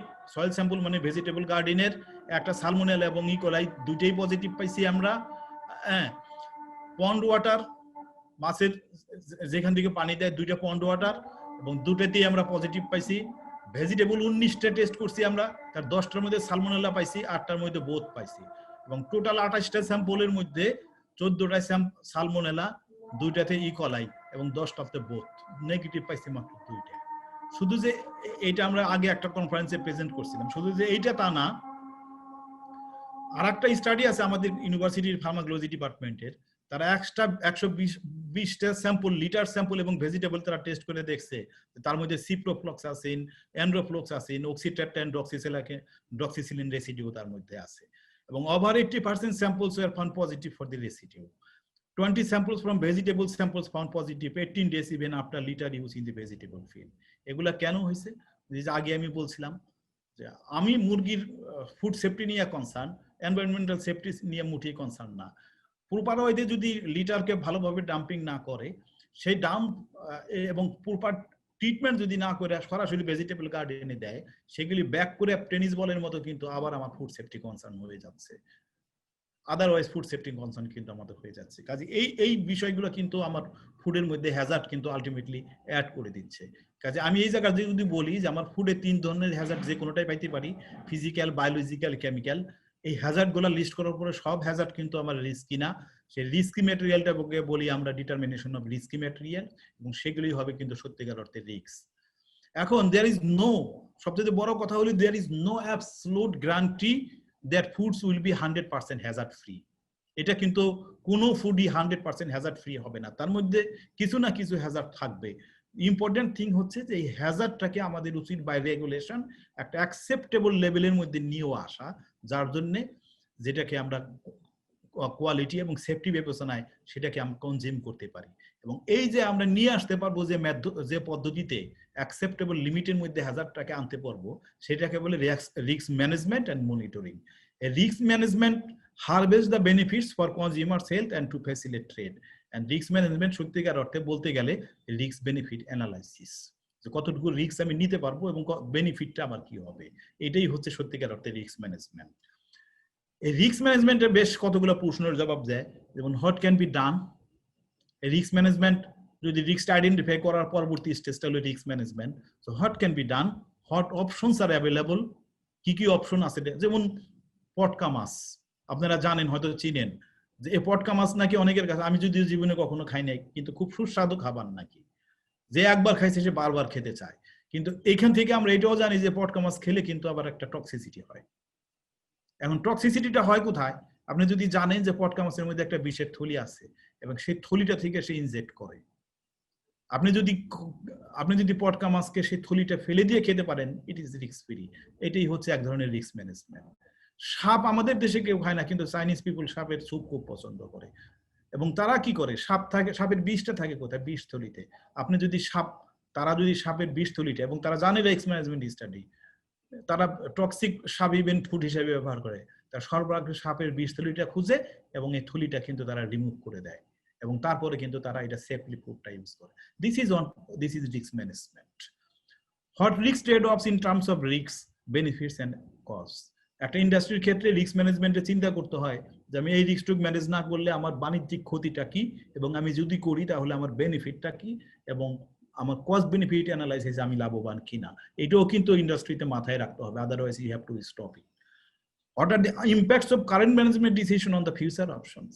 আমি যদি এখন এই রিস্ক ম্যানেজমেন্টটা করি, অল্প বিস্তর ক্ষতি হইতে পারে আমার, কিন্তু ভবিষ্যতে আমার এই ফুডটা একটা ব্র্যান্ড, একটা কোয়ালিটি ফুড হিসেবে রূপান্তরিত হওয়ার সম্ভাবনা আছে, এবং এই কোয়ালিটির উপর ভিত্তি করে আমার বাণিজ্যটা অনেক বেশি প্রসারিত হতে পারে। কাজে অনেক সময় রিস্ক ম্যানেজমেন্টে রিস্ক অ্যাসেসর যারা আছে, ম্যানেজমেন্ট পিপল যারা আছে, বিশেষ করে পলিসি মেকিং ডিসিশন, তাদের এইটাও কিন্তু মাথায় নিতে হয়। আপনি যদি ব্র্যান্ড প্রোডাক্ট হিসেবে তৈরি করতে চান আপনার প্রোডাক্টটাকে, তাহলে রিস্ক ম্যানেজমেন্টের কিছু কস্ট আপনার লাগবে, বাট এই কস্টের চেয়ে অনেক বেশি গুণ কিন্তু আপনি ইন ফিউচার অপশন কিন্তু আপনার অর্জন করার একটা সম্ভাবনা আছে, কারণ your product will B A branded product in the market.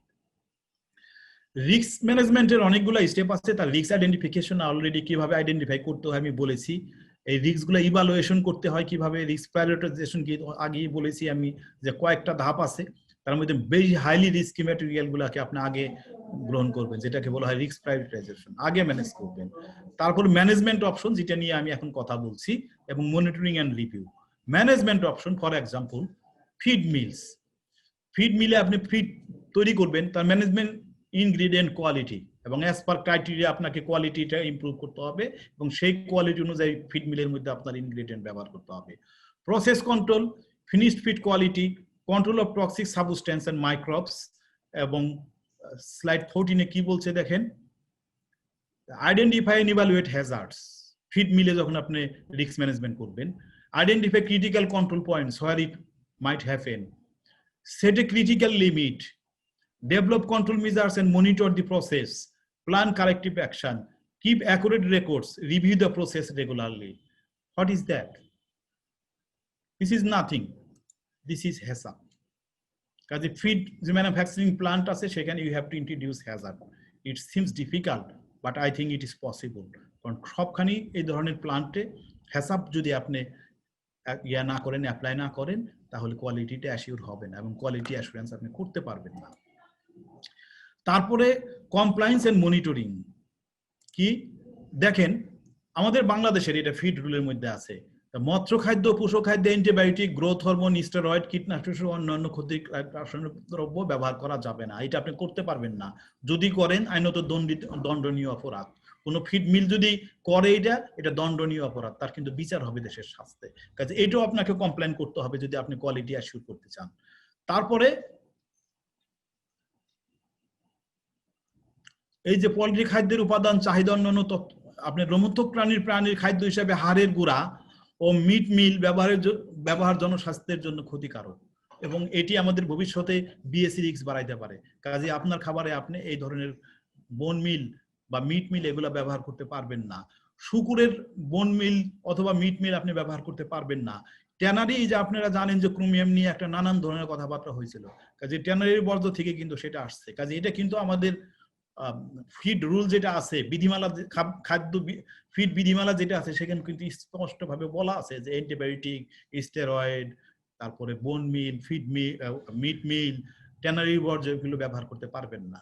কাজে আপনাকে যদি কোয়ালিটি অ্যাসিওর করতে হয় তাহলে এই সরকারের যে বিধিমালা আছে সেগুলো আপনাকে মানতে হবে। তারপরে যে ফার্মে যদি যান, এগেইন আমি বলবো যে এই যে ফার্মে দেখেন যে বাণিজ্যিক খামারের কিছু শর্তাবলী কিন্তু আমাদের বায়োসিকিউরিটি গাইডলাইনের মধ্যে দেওয়া আছে, খামারটা কিরকম হবে। কাজে আপনাকে খামারি হিসাবে আপনি যদি খামার তৈরি করতে যান তাহলে সরকারের এই নীতিমালা কিন্তু আপনাকে মানতে হবে। তারপর আপনি ফার্ম যখন চালাবেন, এগেইন আপনার রিস্ক ম্যানেজমেন্ট ফার্মিং এও আছে কি, keep accurate records of all medications, additives, etc. used, or allow appropriate veterinary care, follow healthy production practices, provide proper care and handling, provide adequate and safe foods, maintain biosecurity and animal welfare, exhibit strong character ethics. What is this? Again, আমি ওখানে বলছিলাম যে HACCP for feed mill এর জন্য এটাকে কি বলি, this is not really HACCP but HACCP like practice. This is HACCP like practice. 100% HACCP এই ফার্মিং এর ক্ষেত্রে অ্যাপ্লিকেবল হয় না। অনেকগুলো অ্যাক্টিভিটি আছে যেগুলো HACCP ফলো করা যায় না, আবার এখানে অনেকগুলো অ্যাক্টিভিটি আছে যেগুলো HACCP এর মধ্যে ইনক্লুড করা নাই। এই জন্য এটাকে HACCP না বলে বলি যে ফার্মিং এর ক্ষেত্রে HACCP লাইক প্র্যাকটিস যদি আপনি করেন, রিস্কগুলো ম্যানেজমেন্ট হবে, কাজে আপনি হ্যাজার্ডটাকে রিডিউস করতে পারবেন, আপনার কোয়ালিটিটা অ্যাচিভ হবে। এখন যদি আপনি স্লোটার হাউসের কথা বলি, যে এখানে যদি কি যে ভেটেরিনারি ইন্সপেকশন লাগবে, আপনি যদি এখানে কোয়ালিটি এনশিওর করতে যান ভেটেরিনারি ইন্সপেকশন লাগবে, বোথ ফর অ্যান্টিমর্টেম এবং পোস্টমর্টেম। জবাই করার আগে পরীক্ষা করতে হবে, জবাই করার পরে পরীক্ষা করতে হবে, এবং অ্যাকর্ডিংলি এখানেও আপনাকে HACCP আপনাকে আইডেন্টিফাই করতে হবে। এখনো স্লোটারিং হাউস বা স্লোটারিং প্ল্যান্টে কিন্তু HACCP অ্যাপ্লাই করার সুযোগ আছে। এবং দেন রেসিডিউ মনিটরিং প্ল্যান, প্রয়োজনে টেস্টিং করতে হবে, স্যাম্পল কালেকশন করতে হবে, স্যাম্পল টেস্টিং করতে হবে, এবং animal welfare, this is very important. আপনার ইথিক্স এর ব্যাপার, আগেই বলছি ফার্মিং একটা ইথিক্স। আমাদের দেশে যেভাবে অ্যানিম্যাল আমরাকে জবাই করি বা যেভাবে অ্যানিম্যালকে আমরা মারি, এটা না হালাল হয় না অ্যানিম্যাল ইথিক্স। অ্যানিম্যালকে আমরা পিসফুলি আমরা সেটাকে করতেছি। একটা অ্যানিম্যালের সামনে আর একটা অ্যানিম্যালকে জবাই করা কিন্তু আইনত সিদ্ধও না, আবার এটা আপনি ethically this is not sound, এটা খুব খারাপ কাজ। এই দিকটাও কিন্তু আমাদের কোয়ালিটির, বলতে পারেন যে এটা ফুড কোয়ালিটির তো কোনো কিছু যায় আসে না, বাট ফুড কোয়ালিটি কেবলমাত্র ওই কোয়ালিটি না, আপনার ইথিক্সও অলসো এ কোয়ালিটি। তারপরে আছে ডোমেস্টিক মার্কেট বা এক্সপোর্ট যদি আপনি যান, this is health certificate, this is quality assurance certification. আগে আমি বলি যে quality assurance and quality control দুইটা আলাদা, রিস্ক ম্যানেজমেন্ট সিস্টেমের দুইটা আলাদা ইনগ্রেডিয়েন্ট। একটা অনেকে দুইটাকে ইন্টারচেঞ্জেবলি ব্যবহার করে, অনেকে বলে যে না এর মধ্যে কিছু পার্থক্য আছে। কোয়ালিটি অ্যাসুরেন্সটা মূলত সার্টিফিকেশন বা এই সমস্ত জিনিস, আবার কোয়ালিটি কন্ট্রোলটা হচ্ছে এবং সার্ভিস, কোয়ালিটি কন্ট্রোলটা হচ্ছে মোটামুটি প্রোডাক্ট বেসড বা ইন্সপেকশন। কাজে এই health certificate, hygienic control, post marketing survey, public education, social network, all have to be in the domestic market. তারপরে food safety activities by the regulator, আপনি ইন্ডাস্ট্রি পিপুল হিসাবে, ইন্ডাস্ট্রির মালিক বা ইন্ডাস্ট্রি ম্যানেজার হিসাবে regulatory যেগুলো আছে সেগুলোও কিন্তু আপনাকে কমপ্লাই করতে হবে। যেমন control and monitoring at feed mill, monitoring by farm veterinarians at farm level, monitoring certification for slaughter house, monitoring and certification of farm laboratory, residue monitoring, training and education, public awareness and communication. This are true quality assurance. This is required for true quality assurance in food manufacturing, in animal food production. আপনাকে এগুলোও কিন্তু comply করতে হবে। এখন sensible risk ম্যানেজমেন্টটা কি, যে এই যে রিস্ক ম্যানেজমেন্টের কথা আগে আমি বললাম, অনেক হয়তো ইন্ডাস্ট্রি পিপল যারা আছে তারা মনে করতে পারে দিস ইজ হার্ড। আগে আমি বলছি not difficult, it is possible. But রেগুলেটরের জন্য কিছু কথা হচ্ছে যে আমাদের রিস্ক ম্যানেজমেন্টটা হইতে হবে সেন্সিবল রিস্ক ম্যানেজমেন্ট। কিরকম? To protect people from real harm. আগে আমি বলছি যে অনেকগুলা ক্ষতিকারক হ্যাজার্ড এলিমেন্ট আছে যেগুলা জনস্বাস্থ্যের জন্য ততটা ক্ষতিকারক না, সত্যিকার অর্থে ক্ষতিকারক যেগুলো সেগুলোর দিকে আমাদের বেশি নজর দিতে হবে। Not bureaucratic but back covering, not bureaucratic back covering. এটা কেবলমাত্র ব্যুরোক্রেসির জন্য না, সত্যিকার অর্থে রিয়াল হার্ম এবং সাধারণ মানুষের জনস্বাস্থ্যকে রক্ষা করার জন্য এটা হইতে হবে। Not to create panic to the industry and society. অনেক সময় আমাদের রিস্ক ম্যানেজমেন্টে এতটা বিগরাস হয় এবং পার্টিকুলারলি পাবলিক মিডিয়া এটা কেমন ভাবে ফোকাস করে, অনেক সময় জনস্বাস্থ্যের জন্য এটা উল্টা ক্ষতিকারক হয়। কি, মানুষ মুরগির মাংস খাওয়া ছেড়ে দিল, যার ফলে হলো কি, সে প্রোটিন ডেফিসিয়েন্সিতে ভুগলো। কাজেই রিস্ক ম্যানেজমেন্টটা দিয়ে আবার অনেক সময় এই ধরনের প্যানিক ইন্ডাস্ট্রি তো তৈরি করা যাবে না। এটা হয়ে যায় অনেক সময়, আমরা কিছুদিন আগেও দেখছি পত্রপত্রিকায় বিভিন্ন জিনিস নিয়ে আসছে যে এটার ফলে কিন্তু একটা বিরূপ প্রভাব পড়ছিল আমাদের ইন্ডাস্ট্রিতে। এরকম যেন না হয়। আমাদের মূল লক্ষ্য হতে হবে aim to provide overall benefits to the society by balancing benefits and risk. এইটা হবে রিস্ক ম্যানেজমেন্টের মূল লক্ষ্য, not to create panic. Try to save lives, not to step them to it routine. এই ধরনের ইথিক্স নিয়ে কিন্তু আমাদের কাজ করতে হবে।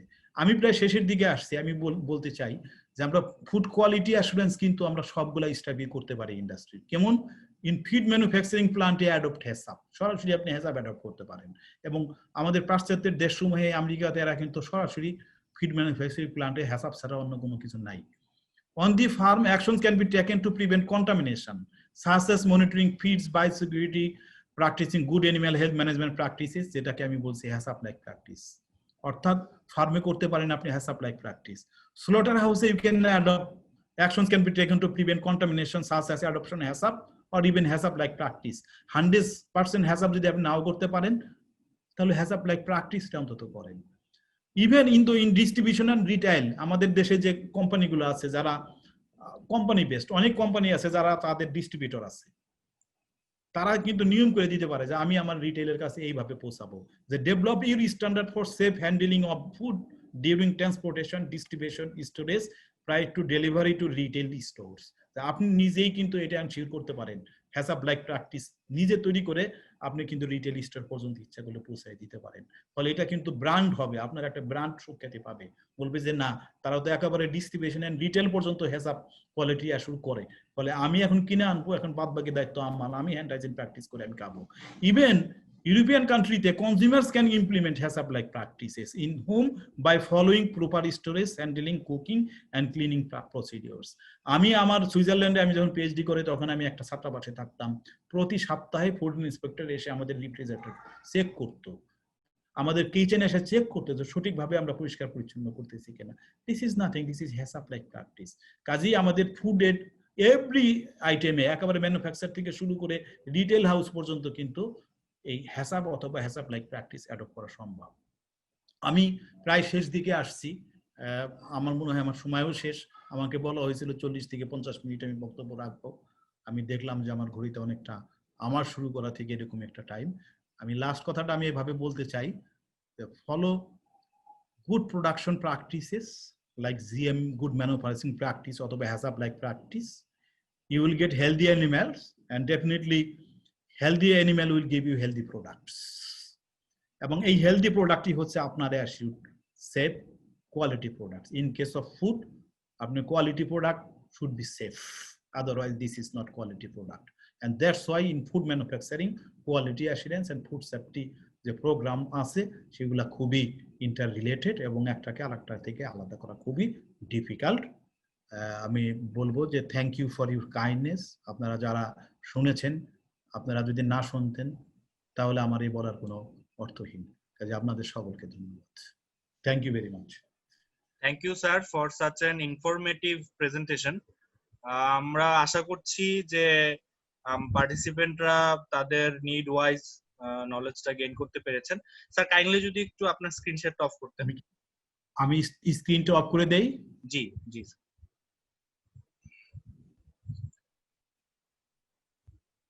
সো আমরা প্রায় শেষের দিকে চলে এসেছি। আমরা এখন কোশ্চেন এন্ড অ্যান্সার সেশনে যাব। যদি কারো কোনো কোশ্চেনস থেকে থাকে দেন আপনারা আপনাদের মাইকটি অফ অন করে আর কি বলতে পারেন। সৈয়দ নুরুদ্দিন ওনার হ্যান্ড রেজ করেছেন। জি নুরুদ্দিন ভাই, আপনি আপনার অর্গানাইজেশনের নামটি বলে আর কি কোশ্চেনটি শুরু করতে পারেন।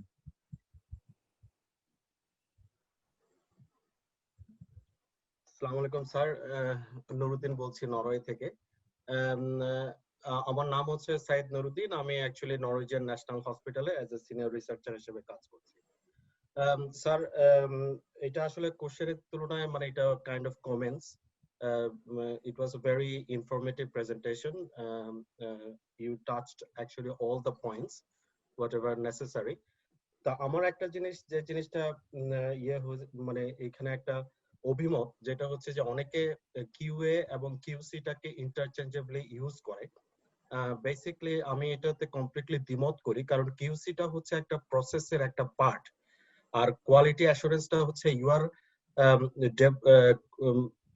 ওভারভিউইং হোল প্রসেস, যেটা যেখানে প্রোডাকশন প্রসেস হইতে পারে, যেখানে কোয়ালিটি কন্ট্রোল একটা অংশ হতে পারে, যেখানে অবভিয়াসলি রিস্ক ম্যানেজমেন্টটা একটা অংশ হতে পারে। তো সেই জায়গাতে কিউসিটাকে আসলে কিউ এর সাথে মানে ইউজ করলে আমার কাছে মনে হয় এখানে একটু ইভালুয়েশনের ক্ষেত্রে একটু হতে পারে। এটা আমার পার্সোনাল মতামত। আরেকটা হচ্ছে যেটা যে আপনি যেটা বলছেন স্যার, যে জিএমপি অথবা হ্যাজার্ড ক্রিটিক্যাল কন্ট্রোল পয়েন্ট, যেটা এটা অবভিয়াসলি প্রত্যেকটা সেক্টরেই ম্যানেজ করতে হবে। সেটা হচ্ছে ফার্ম লেভেলে, সেটা হচ্ছে ফিড ফ্যাক্টরি লেভেলে। আমার একটা কোশ্চেন স্যার, যেহেতু আপনারা পলিসি মেকিং এ আছেন, আমাদের গভর্নমেন্ট সেক্টরে যখন ডিপার্টমেন্ট অফ লাইভস্টক সার্ভিসের কথা বলি আমরা, এখানে কি আমাদের এরকম কোনো কোয়ালিটি অ্যাসুরেন্স টিম আছে কিনা, যারা অ্যাকচুয়ালি ইন্ডাস্ট্রি গুলো যে কোয়ালিটি অ্যাসুরেন্সটা প্রসেসটা মেনটেইন করে সেটাকে অ্যাসেস করার মতো এরকম কোনো অর্গানাইজেশন বা কোনো ডিপার্টমেন্ট কি এই কাজটা করে কিনা? Okay, over Nuruddin. হ্যাঁ sir, yes sir. Thank you. যদিও আমি কেন যেন একটু শুনতে পাই নাই, ভেঙে ভেঙে আসছিল, ভালো।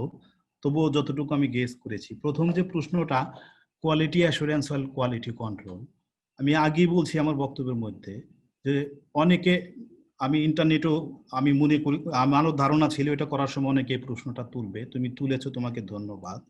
অনেকে মনে করে কোয়ালিটি কন্ট্রোল এবং কোয়ালিটি অ্যাসুরেন্স ম্যানেজমেন্ট সিস্টেমের দুইটি কম্পোনেন্ট হচ্ছে, একটা হচ্ছে কোয়ালিটি কন্ট্রোল আর একটা হচ্ছে কোয়ালিটি অ্যাসুরেন্স। কিন্তু অনেকেই এই দুইটাকে ইন্টারচেঞ্জেবলি ইউজ করে, সবাই মনে করে ট্রু রিলেটেড। অনেকে আবার মনে করে যে কোয়ালিটি কন্ট্রোলটা হচ্ছে কোয়ালিটি অ্যাসুরেন্সেরই একটা পার্ট। নানান ধরনের মত, তুমি যেটা দ্বিমত করেছো, আমি আগেই বলি যে নানান ধরনের দ্বিমত কিন্তু এটার মধ্যে আছে, নানান ধরনের অন্য লোকেরাও করে। বাট এনি হাউ, মূলত quality assurance for the process to the, যে কোনো একটা প্রসেসই কোয়ালিটি অ্যাসুরেন্সের একটা সিস্টেম, যেটা তুমি বলেছো যে ইন্টারনালি এটা for the to the management and externally to the customers and regulators. আর কোয়ালিটি কন্ট্রোলটা হচ্ছে মূলত some inspection, just product oriented, এই দুটি জিনিস। আগে আমি বলি এটার মধ্যে নানান ধরনের দ্বিমত কিন্তু আছে, অনেক ইন্টারচেঞ্জেবলি ইউজ করে, আবার অনেক মনে করে কোয়ালিটি ম্যানেজমেন্ট সিস্টেমের দুটো অংশ এটা, আবার অনেকে মনে করে quality control also part of quality assurance. কারণ কোয়ালিটি অ্যাসুরেন্স করতে হলে কোয়ালিটি কন্ট্রোলটা করেই কোয়ালিটি অ্যাসিওর করতে হবে, আদারওয়াইজ কোয়ালিটি অ্যাসুরেন্স সম্ভব না। এটি একটা। আর লাইভস্টক ডিপার্টমেন্টের ক্ষেত্রে আমি বলবো যে অনেক কিছু কাজের গরুর মতো, অনেক কিছু খাতায় আছে, গোয়ালে নাই, বা তাদের জনবল সমস্যাও আছে, তারা করতে চায়, করতে পারে না। ভেরি রিসেন্টলি লাইভস্টক ডিপার্টমেন্ট একটা কোয়ালিটি কন্ট্রোল ল্যাব সাভারে তারা উদ্বোধন করেছে। আমি আশা করি খুবই অল্প সময়ের মধ্যে হয়তো ফিল্ডেও তারা স্যাম্পল কালেকশন, টেস্টিং বা কমপ্লায়েন্সের জন্য যে কাজগুলা সেগুলো তারা শুরু করবে আর কি। থ্যাংক ইউ নুরুদ্দিন, অনেকদিন পর তোমার সাথে কথা হলো। অনেকগুলা কথা আমি বলতে চাইলেও বলতে পারি নাই, কারণ জানো যে আমারও একটা টাইমের সীমাবদ্ধতা আছে। আমি একসময় ওই ফিড ম্যানুফ্যাকচারিং করতে যায়, ওই যে প্রসেস কন্ট্রোলটা কেমন, সেটা তোমার একটা এক্সাম্পল আমি দিতে চাইছিলাম, যে কোনো এক সময় দেখা গেল একটা খুবই মিনিমাম প্রোডাক্ট যোগ করা হয়েছে ফিডের মধ্যে, কিন্তু ফাইনাল ফিড তৈরি করতে গেলে 50টা স্যাম্পলিং করলে তার 30টার মধ্যে সেই স্যাম্পলটা পাওয়া গেল না, তুমি যেটা যোগ করছো সেটা পাওয়া গেল না। কাজে কোয়ালিটি, যেটা process control, this is also part of quality assurance আর কোয়ালিটি কন্ট্রোল। এগুলাকে আলাদা করা খুব কঠিন আর কি। Thank you.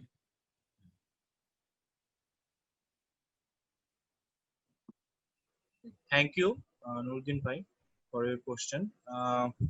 আমরা আরেকজনকে দেখতে পাচ্ছি রেজ হ্যান্ড করেছেন। জি প্লিজ। তানজিরুল হুসাইন রাব্বি। জি রাব্বি ভাই, আপনি জি জি, আসসালামু আলাইকুম। আমি তানজিরুল হোসেন রাব্বি, প্রভাষক কৃষি বিশ্ববিদ্যালয় কলেজ ও সাবেক ছাত্র, পটুয়াখালী বিজ্ঞান ও প্রযুক্তি বিশ্ববিদ্যালয়। আমি আসলে প্রথম থেকেই এখানে কানেক্টেড হতে পারি নাই, একটু প্রবলেমের কারণে। যদিও আমি ফেসবুকে লাইভটা দেখছিলাম, আহ, পরে আমাকে একটা লিংক দেওয়া হয়েছিল বিকালে, আপনাদের দিয়েছিল। পরে আমি সেই লিংকে আবার করার পর এখানে ঢুকেছি। আমি প্রথমেই ধন্যবাদ জানাই সুদক্ষ এই প্ল্যাটফর্মকে। তারা এরকম যে আয়োজন করেছে, আসলে করোনা কালে এরকম ওয়েবিনার, বিশেষ করে এগ্রিকালচার বেসড বা এই যে কোভিড-19 ক্রাইসিস সিচুয়েশন এডুকেশন বা অনলাইন টিচিং বা অনলাইন লার্নিং এর এই তাদের যে আয়োজনগুলো বা তাদের যে ইনিশিয়েটিভ সত্যি প্রশংসনীয়। আর থ্যাংক ইউ আজকের সো মাচ। আমি আসলে, যদিও আমি এগ্রিকালচার বেসড না, আমি টোটালি বিজনেস ব্যাকগ্রাউন্ড বেসড, তারপরও আমার কাছে মনে হয়েছে যে আজকে আমাদের এখানে যে গেস্ট স্পিকার ছিল, আমাদের শ্রদ্ধেয় এমদাদুল হক চৌধুরী স্যার, উনি অত্যন্ত সুন্দরভাবে কোয়ালিটি ম্যানেজমেন্ট অ্যাক্রস ইন্ডাস্ট্রিজ এই টপিকটা খুব সুন্দরভাবে আমাদের সাথে আলোচনা করেছে। যদিও আমি এগ্রিকালচার বেজ না, তারপরও আমি এখানে আমি বিশ্বাস করি এখানে বিজনেস গ্রাজুয়েট যারা আছে তাদেরও এখানে একটা লিঙ্কেজ আছে, বিশেষ করে যেহেতু কোয়ালিটি এসুরেন্সের কথা আসছে বা প্রোডাকশন বা আফটার প্রোডাকশন বা এই ধরনের কথা যখনই আসে, এখানে বিজনেস গ্রাজুয়েটদের অবশ্যই একটা লিঙ্কেজ থাকে। আমার আসলে স্পেশালি কোনো কোশ্চেন নাই, আমি স্যারের কথাগুলো শুনতেছিলাম। স্যারকে ধন্যবাদ জানাই, এবং আজকের এই প্ল্যাটফর্ম আপনাদেরকেও এরকম ইনিশিয়েটিভ নেওয়ার জন্য ধন্যবাদ জানাই। আর আমাদের কলেজ, কৃষি বিশ্ববিদ্যালয় কলেজ পরিবার থেকে আপনাদের সবাইকে আমি আন্তরিকভাবে শুভেচ্ছা জানাচ্ছি। আসসালামু আলাইকুম ওয়া রাহমাতুল্লাহ। জি, থ্যাংক ইউ রাব্বি ভাই। আমরা প্রায় শেষের দিকে চলে এসেছি। কারো যদি কোনো কোশ্চেন্স থেকে থাকে আপনারা আস্ক করতে পারেন।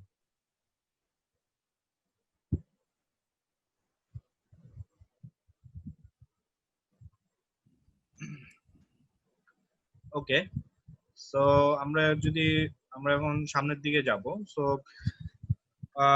thank you so much everyone for attending this session, and thank you very much Emdad sir যে আমাদের সাথে এরকম একটি সেশন ফ্যাসিলিটেট করার জন্য। এটি সেশনটি খুবই ইনফরমেটিভ ছিল, এবং আমি বলবো যে আমরা যে পারপাসে এই টপিকটি নিয়ে আর কি ওয়েবিনার সেশনটি করছি বা সিরিজ অফ ওয়েবিনারটি করছি, সেটিকেও মিট করা হয়েছে এই সেশনটির মাধ্যমে। আমাদের নেক্সট যেই সেশনটি হবে সেটি হবে ডেইরি ইন্ডাস্ট্রির উপরে, যে কোয়ালিটি ম্যানেজমেন্ট কিভাবে ডেইরি ইন্ডাস্ট্রিতে অ্যাপ্লিকেবল। সো ওইটা হবে 30 তারিখ। আমরা আশা করছি যে আপনারা আমাদের সাথে থাকবেন, আপনাদেরকে ইনফর্ম করা হবে আমাদের এই নেক্সট সেশনটি নিয়ে। সো আমরা যদি একটু আমাদের এট এ গ্লেন্স আমাদের সম্পর্কে একটু বলি, যে আমাদের এনরুটের ওয়েবসাইটটিতে গেলে আমাদের বিভিন্ন রকমের সার্ভিসটি সম্পর্কে আপনারা জানতে পারবেন, www.enroute.com.bd। এন্ড দেন আমাদের যে ই লার্নিং প্ল্যাটফর্মটি আছে সুদক্ষ.com, সেখানে গিয়ে আমি আগেও বলেছি যে আপনারা ওখানে গেলে যে আমাদের যেই readymade on the shelf e learning কোর্সগুলো আছে সেগুলো দেখতে পাবেন, এবং আমরা আশা করছি যে সেই যেই সব টপিক নিয়ে আমরা ই লার্নিং কোর্সগুলো ক্রিয়েট করেছি সেগুলো আপনাদের কাজে লাগবে। আমাদের ইউটিউব চ্যানেলটিতে আপনারা সাবস্ক্রাইব করবেন আশা করছি। আমাদের এখন পর্যন্ত যে যতগুলো সেশন হয়েছে টকসের সুদক্ষে, সবগুলোই আপনারা আমাদের ইউটিউব চ্যানেলটিতে পাবেন। ইউটিউবে গেলে সুদক্ষ নামে সার্চ দিলে আমাদেরকে পাবেন। সো আশা করছি আপনারা আমাদের সাবস্ক্রাইব করে আমাদের সাথে থাকবেন। আমরা সোশ্যাল মিডিয়াতেও আছি, ফেসবুক এবং লিঙ্কডইনে। আমাদের এনরুট সেন্টার ফর ডেভেলপমেন্টের নামেও পেজ আছে এবং সুদক্ষের নামেও পেজ আছে। দুটো পেজ থেকে আমরা বিভিন্ন সময় বিভিন্ন ইনফরমেটিভ বা এডুকেশন রিলেটেড বা ট্রেনিং রিলেটেড বিভিন্ন জার্নাল বা আর্টিকেল পাবলিশ করে থাকি। আশা করছি আপনারা আপনাদের ডিজায়ার অনুযায়ী আপনারা সেই জার্নালগুলো পড়বেন। যেটা বললাম, আমরা লিঙ্কডইনেও আছি।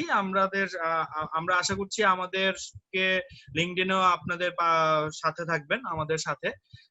সো সেম ফেসবুকের মতোই আমরা লিঙ্কডইনের পেজগুলোকেও পরিচালনা করছি। বিভিন্ন সময় বিভিন্ন ইনফরমেটিভ ভিডিওস, বিভিন্ন ওয়েবিনার প্লাস বিভিন্ন জার্নাল আমরা পাবলিশ করে থাকি।